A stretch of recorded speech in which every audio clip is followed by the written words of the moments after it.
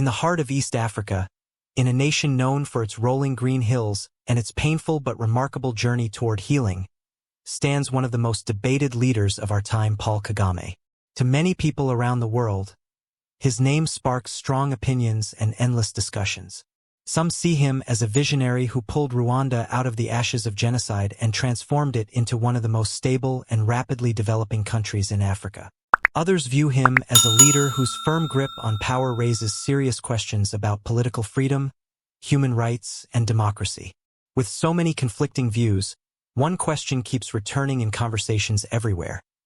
Is Paul Kagame a dictator, or is he simply a strict but effective leader rebuilding a nation that once fell apart? This story seeks to explore that question honestly, looking at both the good and the bad, the praise and the criticism, the achievements and the controversies that define Kagame's leadership. To understand Kagame, one must begin with the Rwanda he inherited, a country devastated beyond imagination. In 1994, Rwanda experienced one of the worst tragedies in modern human history, the genocide against the Tutsi. In just 100 days, more than 1 million people were brutally murdered. Entire families were wiped out, villages burned, schools and hospitals destroyed, and the economy collapsed completely. Government systems no longer functioned, infrastructure was in ruins, and trust among citizens had been shattered so deeply that neighbors could no longer look each other in the eye. The few survivors were traumatized, many children orphaned, and hundreds of thousands displaced with no homes to return to. The country was not just broken, it was wounded at its core. Into this painful silence, Kagame and the Rwandan Patriotic Front stepped in, ending the genocide and taking responsibility for rebuilding a nation that many believed would never rise again. The Rwanda Kagame found was a place where the first challenge was not politics or power, but basic survival and stability. With prisons overflowing and thousands of genocide suspects awaiting trial, the justice system was on the brink of collapse. To deal with this overwhelming situation, the government introduced Gakaka courts, a community-based justice model rooted in Rwandan tradition. These courts allowed local communities to participate in addressing genocide crimes, hearing confessions, offering testimonies, and delivering judgments. Supporters praised this system for speeding up justice, easing prison congestion, and encouraging reconciliation among neighbors.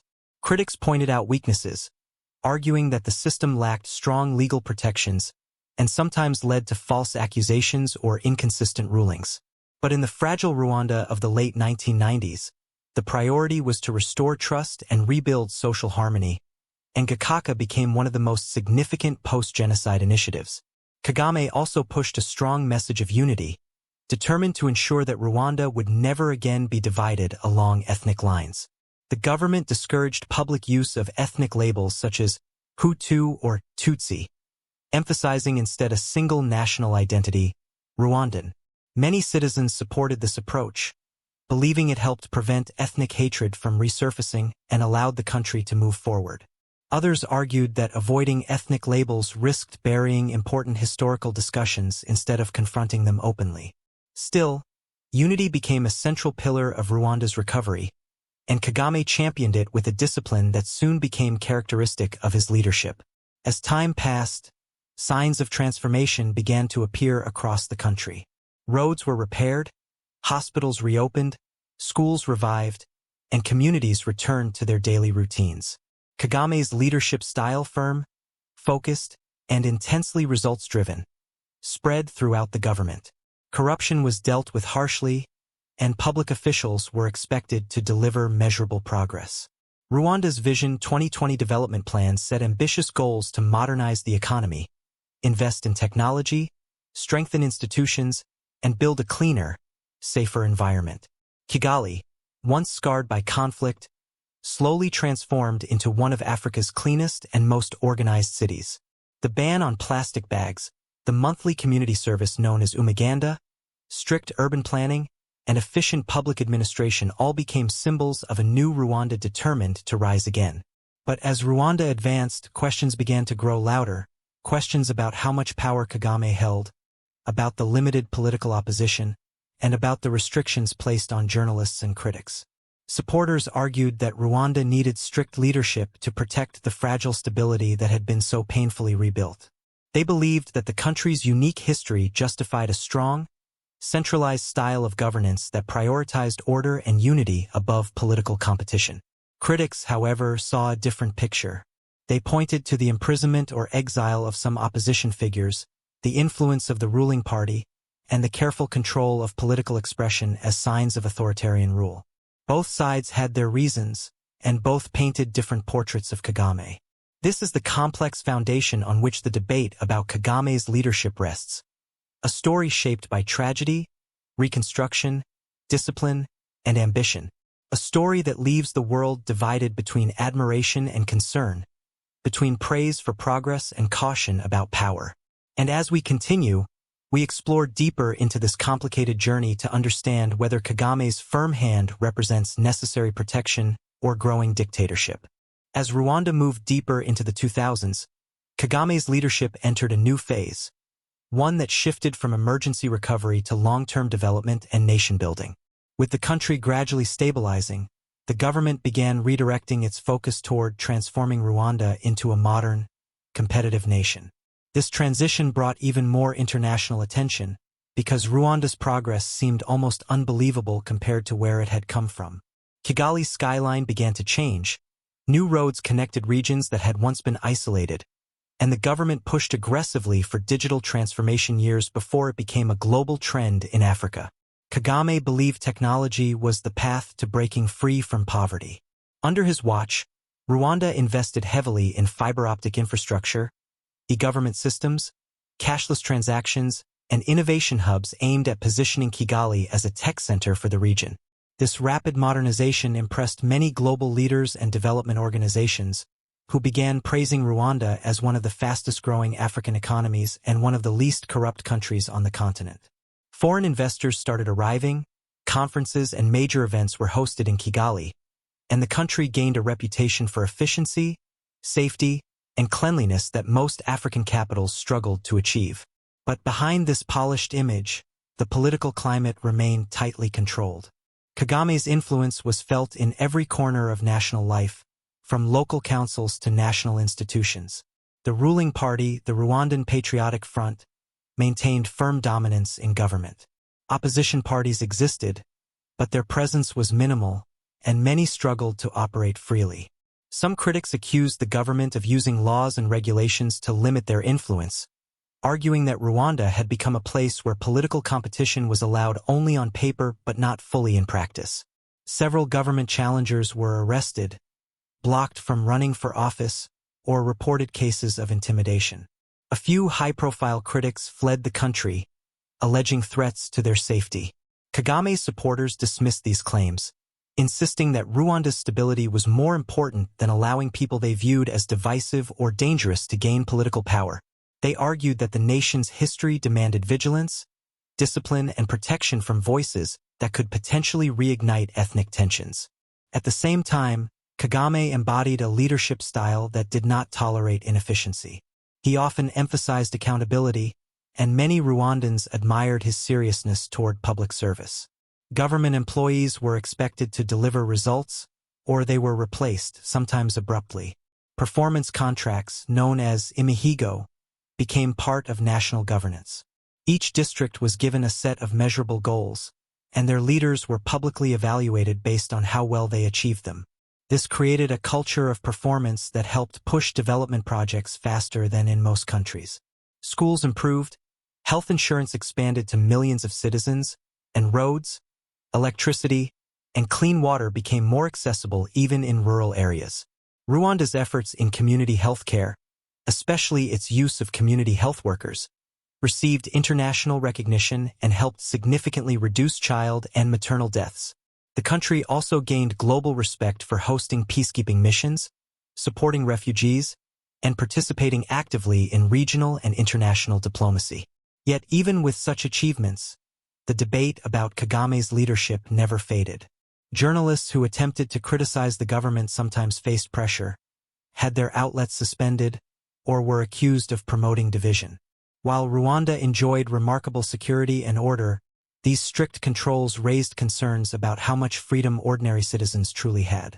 People could praise the government publicly without any issue, but voicing dissent, especially on sensitive political topics, often required caution. Some human rights organizations released reports accusing the government of surveillance, political persecution, and restrictions on media freedom. Rwanda strongly rejected these claims, arguing that many external observers misunderstood the country's unique post-genocide context and ignored the strides made in development, stability, and peace. The government also emphasized that maintaining order was essential for protecting citizens and preventing violence like the one that destroyed the nation decades earlier. Despite these tensions, Kagame remained a popular figure among many Rwandans. They saw in him a leader who restored dignity, brought economic progress, and made Rwanda a symbol of African resilience. For citizens who lived through the genocide or the chaotic years that followed, peace and stability became priceless. They credited Kagame with giving them a chance to rebuild their lives, raise families in safety, and benefit from systems that functioned effectively. This loyalty, combined with achievements that were easy to see, clean streets, good roads, rapid development, access to healthcare and security, made him a leader who commanded both admiration and fear depending on who you asked. As Rwanda's growth continued, the contrast between its impressive progress and its strict political environment became one of the biggest factors in the global debate about Kagame. Was he enforcing discipline to protect the country from sliding back into conflict, or was he tightening control to ensure that power remained within his hands? The line between stability and authoritarianism grew increasingly thin, and answering which side Rwanda stood on became more difficult each year. The story of Kagame's leadership grew more complex, leaving the world with a puzzle. How much freedom must be sacrificed for the sake of security, and how much security is needed to allow true freedom to exist? As the years passed and Kagame's influence deepened, Rwanda entered a period where its international reputation became a central part of the conversation. To many observers across the world, Rwanda seemed almost like a phenomenon. A country that had gone from genocide to becoming one of Africa's most admired nations in just a couple of decades. Kagame positioned Rwanda not just as a recovering nation, but as a model of what disciplined leadership and strategic planning could achieve. Foreign dignitaries frequently visited Kigali, global conferences were hosted in the capital, and Rwanda became known for efficiency and order in a way that surprised visitors. When people walked through Kigali's clean streets, saw the organized traffic system, or experienced the safety at night, they often wondered how such transformation was even possible. Kagame's supporters pointed to this international admiration as proof that Rwanda had chosen the right kind of leadership that prioritized national pride, cleanliness, innovation, and security. Investors from Asia, Europe, and the United States began exploring opportunities in the country, while major companies set up regional offices, attracted by the stable business environment. But Rwanda's growing influence abroad also brought increased scrutiny. International human rights organizations, journalists, and some foreign governments began to look more closely at allegations of political repression. Reports emerged accusing the government of disappearing critics, infiltrating diaspora communities abroad, and using intelligence networks to monitor dissent.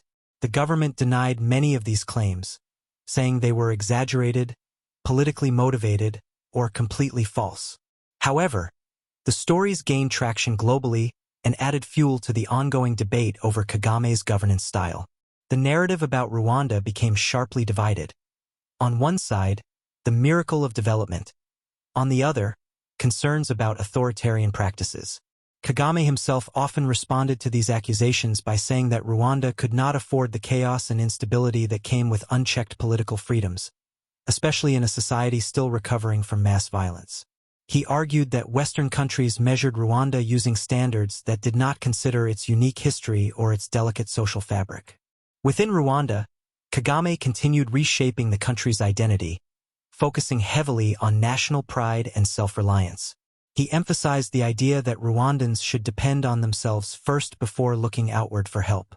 This philosophy drove many policies, including agricultural reforms, entrepreneurship programs, and local manufacturing initiatives designed to reduce dependency on imports. The government invested in education, particularly in science and technology, hoping to prepare young people for a future where Rwanda would compete on a global scale. New universities, research centers, and innovation hubs emerged, transforming Kigali into a budding intellectual and technological center. Female empowerment also grew under Kagame's leadership. Rwanda became the country with one of the highest percentages of women in parliament worldwide, surpassing many Western democracies. This move was widely celebrated and cited as one of Rwanda's greatest achievements, showing Kagame's commitment to gender equality and inclusive governance. However, even as these achievements grew, critics continued raising questions. They wondered whether the image of Rwanda as a modern, disciplined, and highly efficient society came at a cost. They pointed to laws that limited public demonstrations, media restrictions that made it difficult for journalists to investigate sensitive topics, and court cases where opposition figures faced charges that some believed were politically motivated. The government insisted that every action it took followed the law and was meant to protect national stability, but for many observers, the line between legal enforcement and political suppression seemed increasingly blurred. Some former allies of Kagame who broke ranks with the government found themselves in exile or facing accusations back home. These cases intensified the debate. Were these individuals truly guilty of crimes, as the state claimed, or were they targeted for challenging Kagame's authority? Despite the controversies, many ordinary Rwandans continued to express satisfaction with their country's direction. For them, daily life had improved dramatically. Streets were safe, corruption was low, infrastructure was expanding, and business opportunities were growing. They could see tangible progress in their communities, from health centers to schools to reliable public services. For these citizens, Kagame's leadership was not about fear but about results. They believed he provided what Rwanda needed most: stability, order, and a clear vision. But others remained cautious, quietly hoping for a future where development would continue without heavy restrictions. They wondered whether the tight control over politics would eventually loosen, allowing more openness without risking national unity. As Rwanda continued to transform, the question at the center of this story became even more complicated.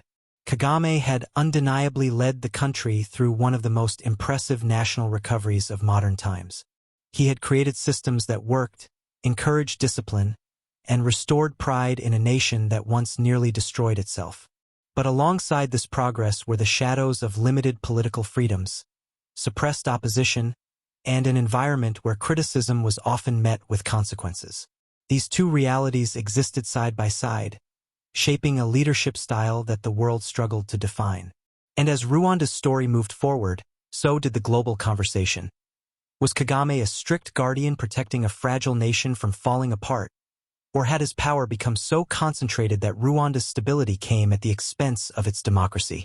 As Kagame's rule entered its second decade, Rwanda faced a new turning point that intensified global debate: the amendment of the constitution to allow him to remain in power longer than originally permitted.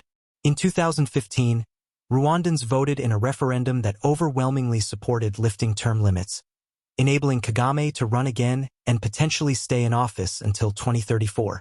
The government celebrated the results as a pure expression of the people's will, insisting that Rwandans themselves wanted stability, continuity, and a leader they trusted. Many ordinary citizens echoed this sentiment, saying they feared instability if Kagame left too soon, especially remembering how fragile Rwanda's peace had once been. They pointed to the country's development, security, and rising global profile, arguing that changing leadership abruptly could disrupt the progress they were witnessing in their daily lives. But critics inside and outside Rwanda viewed the referendum differently. They questioned whether citizens had been given genuine freedom to oppose the changes, and whether the environment allowed for honest public debate.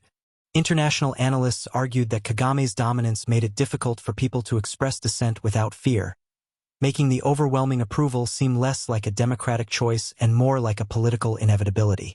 The extension of Kagame's rule also highlighted Rwanda's unique political culture, where elections were conducted with exceptional organization and calmness, but always ended with Kagame winning by extraordinarily high margins, sometimes over 95% of the vote.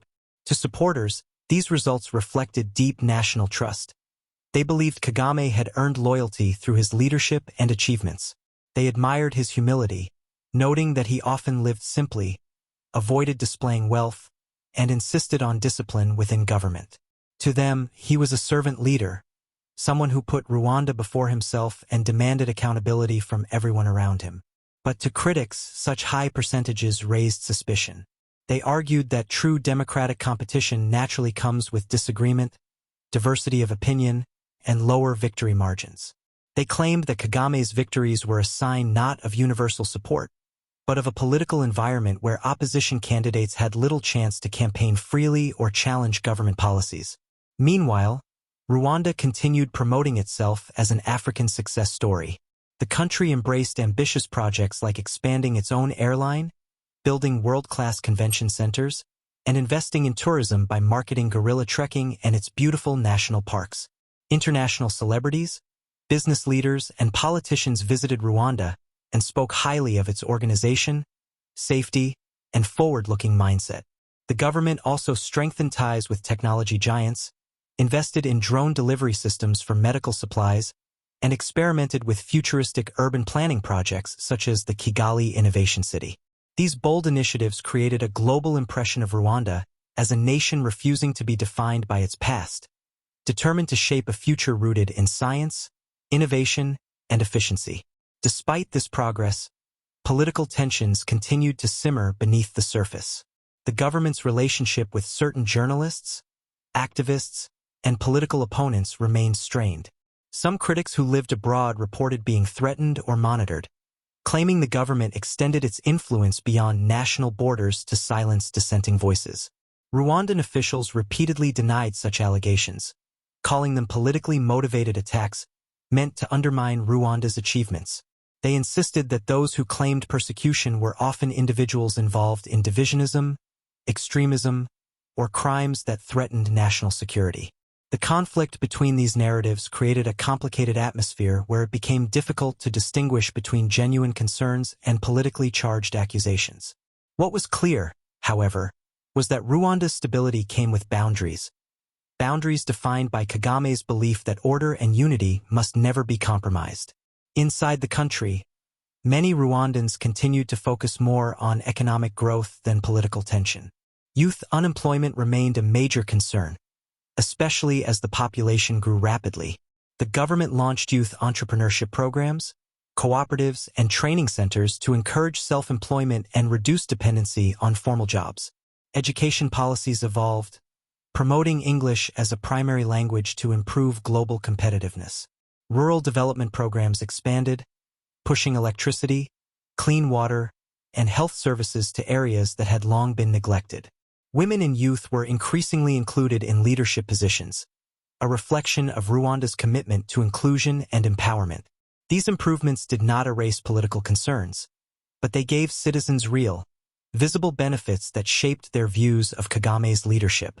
The more Rwanda developed, the more the question at the heart of its political story became complicated. Kagame had built a country that many Africans admired, safe, clean, organized, and ambitious. But the criticism about political space, human rights, and freedom of expression remained persistent. This created a dual reality. Rwanda was a place of undeniable progress and a place of intense political control. Some people saw these two forces as interconnected, believing Kagame's strict approach was necessary to achieve development in a nation with such a painful past. Others believed that Rwanda's achievements could still have been possible under a more open, democratic system. And so Rwanda reached a moment where the world struggled to categorize Kagame. Was he the visionary who rebuilt a nation from the ground up, or the strongman who tightened his grip on power? Was he a protector preventing another national disaster, or a ruler who believed only he could guide Rwanda's destiny? These questions became even more pressing as stories of development and accusations of repression continued to rise side by side, creating a portrait of leadership unlike any other in Africa. A portrait that left the world searching for answers in a sea of contradictions. As Rwanda continued solidifying its position in global affairs, Kagame's leadership began extending influence far beyond the country's borders, drawing both admiration and new layers of controversy. Under his direction, Rwanda became more active in regional politics, peacekeeping missions, and diplomatic negotiations. The nation contributed troops to United Nations missions in troubled regions, earning praise for professionalism and discipline. Kagame himself served as chairperson of the African Union, where he pushed for reforms aimed at making the AU more self-reliant and effective. He encouraged African countries to reduce dependency on foreign donors and strengthen continental cooperation. Many leaders across Africa applauded these efforts, viewing Kagame as one of the few presidents with the courage and clarity to challenge the status quo on the international stage. Rwanda's active role in global forums reinforced the image of a small nation punching far above its weight, driven by a leader with a strong vision for Africa's future. However, Rwanda's regional activities also brought controversies that deepened debates about Kagame's leadership. Accusations emerged linking Rwanda to political tensions in neighboring countries, including allegations of supporting rebel groups in the Democratic Republic of Congo.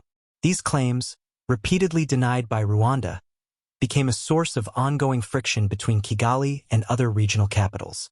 International analysts, journalists, and human rights groups published reports alleging Rwandan involvement in conflicts across the border. Rwanda responded by accusing critics of misinterpreting events, downplaying security threats, and ignoring the complex dynamics of the Great Lakes region. The result was a diplomatic standoff that left the world divided. Was Rwanda defending its security against dangerous groups operating near its borders, or was it projecting power in ways that destabilized its neighbors? This question became one of the most heated topics in discussions about Kagame's regional strategy. At home, tensions between security and freedom continued shaping the daily realities of political life. Rwanda's intelligence services maintained a strong presence, and the country's reputation for surveillance grew over time. Some citizens said they felt safer knowing that security forces were vigilant, especially given the nation's traumatic history. They viewed surveillance as a price for peace, believing that unity and harmony needed to be actively protected. Others felt uneasy, worrying that expressing the wrong opinion in public spaces or online could attract unwanted attention. This atmosphere created a quiet caution in society, where political discussions often required careful words and self-restraint. People admired the order and stability but knew there were boundaries that should not be crossed. Kagame's supporters insisted these boundaries prevented hatred from resurfacing, while critics argued they prevented democracy from maturing. Despite the political constraints, Rwanda's social transformation continued in powerful ways. The country invested heavily in healthcare, reducing mortality rates and expanding insurance coverage to millions. Its efforts to digitize public services made government processes more transparent and efficient. Smart city initiatives reshaped Kigali's urban identity, building green spaces, organized markets, and high-tech infrastructure. Rural areas received new roads, irrigation systems, and agricultural support that helped farmers increase productivity. These changes were visible, concrete, and impactful. Families that once lived in fear and poverty now experienced stability, school attendance, and improved livelihoods. This transformation strengthened Kagame's image among ordinary citizens who witnessed these improvements firsthand. For many, he became not just a leader but a symbol of national rebirth. Still, concerns lingered about what would happen when Kagame eventually leaves power. Even supporters wondered privately whether Rwanda's institutions were strong enough to function independently without relying heavily on one man's discipline and authority.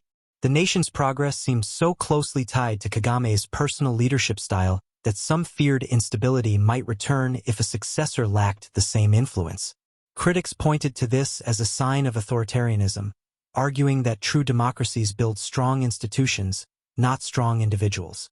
Supporters countered that Rwanda was still young, still healing, and that stability needed to come first before embracing full political openness. As Kagame's leadership evolved, Rwanda stood at a crossroads where its achievements and criticisms existed in constant tension. On one side was a nation that had risen from unimaginable tragedy, becoming a beacon of development, order, and hope. On the other side was a political climate where freedom was carefully limited, dissent was discouraged, and power was tightly held by a small circle. These two realities shaped the narrative of Kagame's rule, A story full of progress yet shadowed by questions. A story admired by many but challenged by others. And as Rwanda continued moving forward, the central question of Kagame's legacy grew sharper. Had he built a strong nation, or a strong system centered around himself? Was Rwanda's path sustainable, or was it dependent on one leader's vision and authority? The answers to these questions would determine how history ultimately judges Paul Kagame, not just as a president, but as the architect of Rwanda's future, for better or for worse. As Rwanda continued to rebuild and reshape itself under Kagame's leadership, the country began to present an image that was almost unbelievable for a nation that had once been synonymous with bloodshed and despair. Across Kigali, new roads appeared where there had once been dusty, broken paths. Public service offices that had once been chaotic and corrupt were now some of the most efficient in the region. The government promoted a culture of discipline and order that many citizens had never experienced before.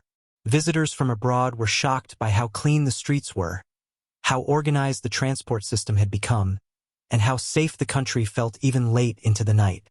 Kagame's administration pushed a vision of Rwanda as the Singapore of Africa, a place where rules were followed, corruption was crushed, and long-term planning replaced short-term politics.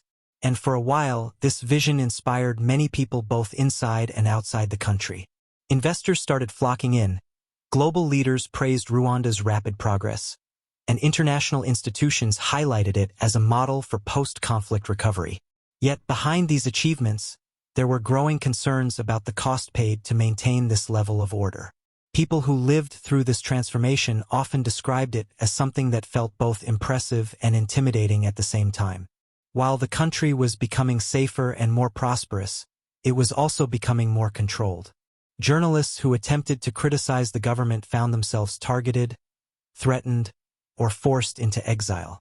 Opposition leaders often spoke of harassment, arrests, and mysterious disappearances. Even ordinary citizens sometimes feared expressing political opinions openly, worried that the wrong words could be reported to local authorities.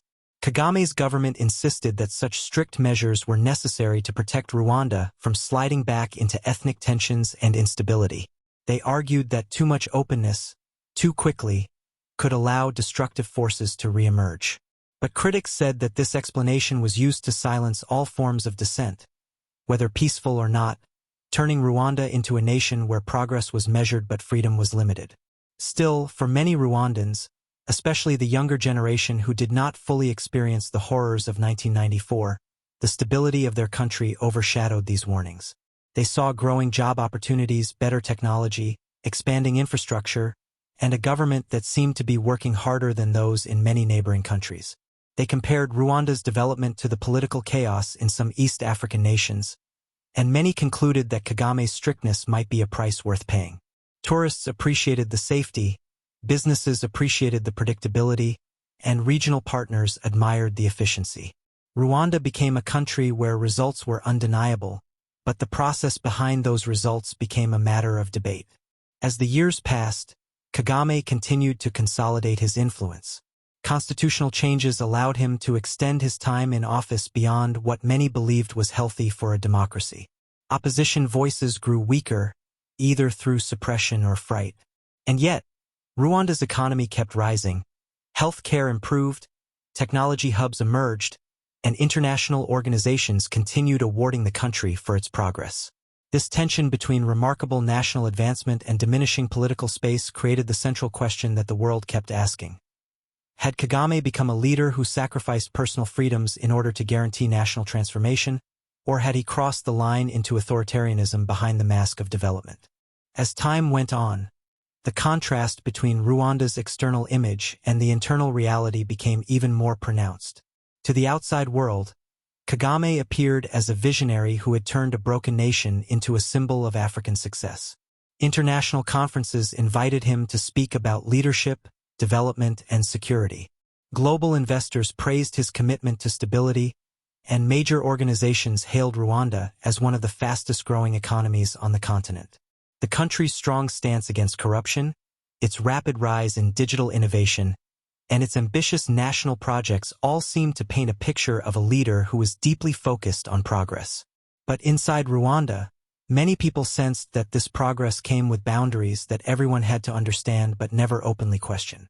It became clear that Rwanda was a place where you lived well as long as you lived carefully. There were stories from people who claimed they had been watched, monitored, or warned simply for expressing opinions that did not align with the government's narrative. Some opposition members fled the country, while others were arrested on charges that supporters believed were politically motivated. Critics outside Rwanda often spoke of a climate of fear that had settled quietly over the population, a fear that was rarely discussed but widely felt.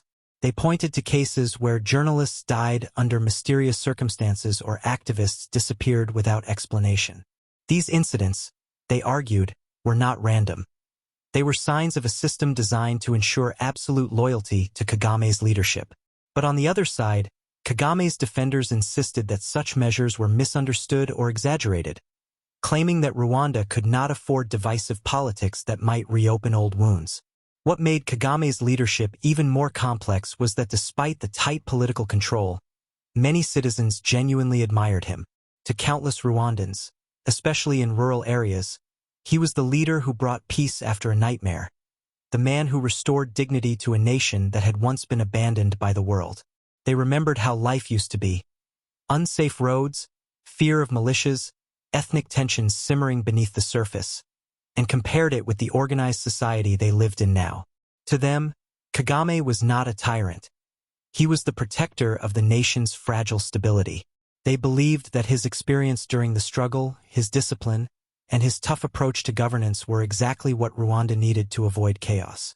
This created a situation where Kagame could be both deeply loved and deeply feared, depending on who you asked. Beyond national borders, his influence stretched across the region. Rwanda played significant roles in peacekeeping missions, regional politics, and security operations. But with this regional involvement came controversies as well, especially regarding conflicts in the Democratic Republic of Congo. Some reports accused Rwanda of backing rebel groups across the border, fueling instability that benefited Kigali strategically. Kagame's administration denied these accusations, calling them politically motivated. Yet the claims persisted and often became part of the global conversation about whether Rwanda's stability came at the expense of its neighbors. These geopolitical tensions further complicated Kagame's image. Was he a stabilizing force in East Africa, or a powerful figure willing to exert control beyond his borders? All these conflicting narratives created an almost paradoxical legacy. On one side was a leader who produced a miracle of development and discipline in a once-shattered nation. On the other side was a leader increasingly associated with tight control, limited freedoms, and political suppression. Rwanda under Kagame felt like a success story wrapped in shadows, a place where order and progress coexisted with silence and fear, where pride in national achievement blended with caution over speaking too freely. And as years passed, observers continued to debate whether Kagame's leadership style was simply a unique response to Rwanda's traumatic past, or whether it had evolved into a more typical form of authoritarian rule hidden beneath a polished facade of development. As Rwanda continued moving forward, a new challenge emerged: the question of political succession. Kagame had already been in power for many years, and the more time passed, the more people wondered what Rwanda would look like without him at the helm. Supporters argued that his extended rule was necessary to cement the nation's progress, insisting that transitioning too early could undermine everything Rwanda had built. They pointed out how other African countries struggled when longtime leaders stepped down suddenly or when unprepared successors took over. To them, Kagame's steady hand was a guarantee that Rwanda would not slip back into instability. But critics saw things differently. They believed that the longer he stayed, the harder it became for any new leader to rise without fear or intimidation. In their view, Kagame's dominance weakened Rwanda's political diversity, creating a system where fresh voices, new ideas, and alternative visions had no space to grow. Inside Rwanda, conversations about the future were often cautious and coded. People spoke about development, about national goals, about unity, but rarely about leadership change. The government pushed a narrative emphasizing collective progress over individual politics, encouraging citizens to see themselves as part of a national mission rather than participants in competitive democracy. Leadership was presented as a duty to the nation, not a contest for power, and Kagame's record was used to justify why stability mattered more than political competition. Yet beneath the surface, there was an unspoken understanding that Rwanda's political framework heavily revolved around one man. Community leaders, business figures, and even soldiers seemed to align themselves carefully with Kagame's vision, knowing that challenging it openly could come with consequences. This delicate environment created a political system that was incredibly stable, but also incredibly dependent on Kagame's continued presence. Outside observers watched this closely. Many analysts praised Rwanda's discipline and remarkable control over corruption, but they also pointed to the dangers of a system built around a single leader. They warned that no matter how strong Kagame was, no leader could hold power forever. The lack of visible successors created uncertainty. What would happen if Rwanda had to transition abruptly? Would the institutions Kagame built be strong enough to stand independently? Would Rwanda continue its development path? Or would power struggles emerge once the central authority weakened? These questions circulated quietly, not only among political thinkers but also among everyday citizens who wondered what the future held for their children. The fear of instability ran deep, shaped by memories of the past that still lingered in the collective consciousness. Kagame himself often responded to such concerns with confidence. He maintained that Rwanda's stability was not tied to him alone, but to the disciplined governance systems his government had put in place. He frequently criticized Western nations for judging Rwanda by standards that did not consider the country's history, arguing that democracy had to be shaped by the unique context of each nation. He reminded audiences that open political competition in Rwanda's past had once fueled dangerous divisions, and that certain freedoms, if exercised recklessly, could lead to disaster. His supporters echoed this sentiment, insisting that Rwanda's political framework was designed not to restrict people, but to protect them from the threat of returning to the dark days of division, propaganda, and violence. Yet despite all these arguments, the central question remained alive both inside and outside Rwanda. Was Kagame truly shaping a stable political future, or was he creating a system too dependent on himself? The uncertainty around succession became one of the most powerful reflections of the broader debate about his leadership. For some, it highlighted his strength and the trust people placed in him. For others, it exposed the risks of an entrenched, tightly controlled political environment. And as Rwanda continued marching toward its development goals, this tension between progress and power remained one of the defining features of Kagame's era, an unresolved narrative that continued to shape the country's identity. Even as Rwanda continues to advance in 2025, Kagame remains at the center of the nation's political and social life, a figure whose presence dominates both the government and public perception. His continued presidency reflects a complex reality. On one hand, Rwanda has become one of the safest, most orderly, and economically dynamic countries in Africa. On the other hand, the political environment remains tightly controlled, leaving little room for opposition or public dissent. Citizens today navigate a society where daily life is secure, infrastructure is reliable, and government services function efficiently, yet where conversations about politics require caution. Many Rwandans continue to admire Kagame for the stability and development he has provided. They point to the clean streets of Kigali, the accessible healthcare systems, the expanding electricity and water coverage in rural areas, and the rapid adoption of technology as evidence of a government that works. To them, Kagame's leadership is a reassurance that Rwanda will not revert to the chaos and ethnic division of the past. At the same time, Kagame's enduring presidency keeps international observers in debate. His continued dominance raises questions about political plurality, electoral competitiveness, and the long-term sustainability of governance that relies so heavily on one individual. Elections still occur, but the margins by which Kagame wins are overwhelming, often exceeding 95%. For supporters, these results demonstrate extraordinary trust and loyalty from the Rwandan people. For critics, they signal a political environment where opposition faces structural disadvantages, and where the fear of reprisal may suppress genuine political debate. Even today, journalists, opposition figures, and civil society organizations operate under constraints that remind the world that Kagame's government prizes stability and control above all else. Yet, within Rwanda, the benefits of this control are tangible. Crime rates are low, public order is high, and major social services are functioning more effectively than in most other African nations. Rwanda's ongoing development under Kagame is impressive and multifaceted. The country has continued to invest in education, with a strong focus on science, technology, and innovation, aiming to create a knowledge-based economy capable of competing globally. Infrastructure projects continue, from modern highways connecting urban centers to rural electrification programs that bring power to previously underserved villages. Health initiatives remain a priority, with community health programs reducing preventable diseases and expanding access to vaccines. Kigali itself is evolving as a modern city, embracing smart technologies, green initiatives, and urban planning that attracts investors, tourists, and international attention. These successes reinforce Kagame's image as a leader committed to transforming Rwanda into a model nation, demonstrating what disciplined governance can achieve when combined with long-term vision and careful planning. However, even with these achievements, the political questions remain pressing. The presence of one dominant leader for decades inevitably concentrates decision-making power, shaping institutions to revolve around him. Many analysts argue that while Rwanda thrives under Kagame, it also remains vulnerable to potential disruption should a sudden leadership transition occur. Internally, some citizens quietly debate whether Rwanda's progress is sustainable without Kagame's guiding hand.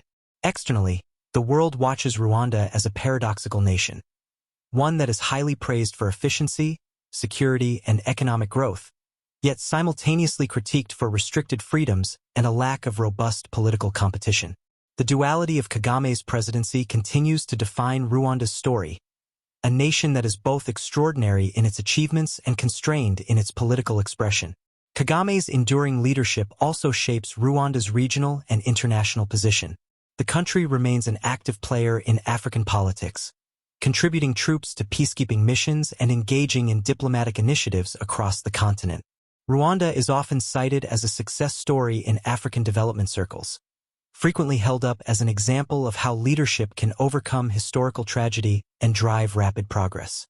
Yet at the same time, Rwanda faces scrutiny over its influence in regional conflicts and the perception that political control at home mirrors a careful but assertive approach abroad. This interplay of domestic authority and international strategy reinforces the global debate about Kagame.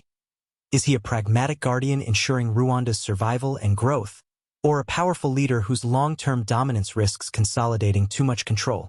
As Rwanda moves forward under Kagame's continuing leadership, the world remains divided in its assessment. For many Rwandans, he is the protector, the visionary, and the symbol of a country that refused to collapse. For critics, both inside and outside the country, his extended presidency is evidence of a system where stability comes at the expense of political freedom. And in the tension between progress and control, between praise and critique, Rwanda under Paul Kagame continues to occupy a unique place in the global conversation. A nation defined by both remarkable recovery and the complex questions that come with concentrated power. As we reflect on Rwanda today under Paul Kagame, the question that has followed his leadership for decades becomes even more pressing. Is he truly a dictator, or is he a strong leader whose firm hand has guided a nation from devastation to remarkable stability and growth? The answer, like Rwanda itself, is complex and cannot be captured by a single label. On one side, Kagame's record is undeniably impressive. He has overseen rapid economic growth, transforming Rwanda into one of Africa's most organized and forward-looking countries. Poverty rates have decreased, infrastructure has improved, and the nation has become safer, cleaner, and more technologically advanced than most of its neighbors.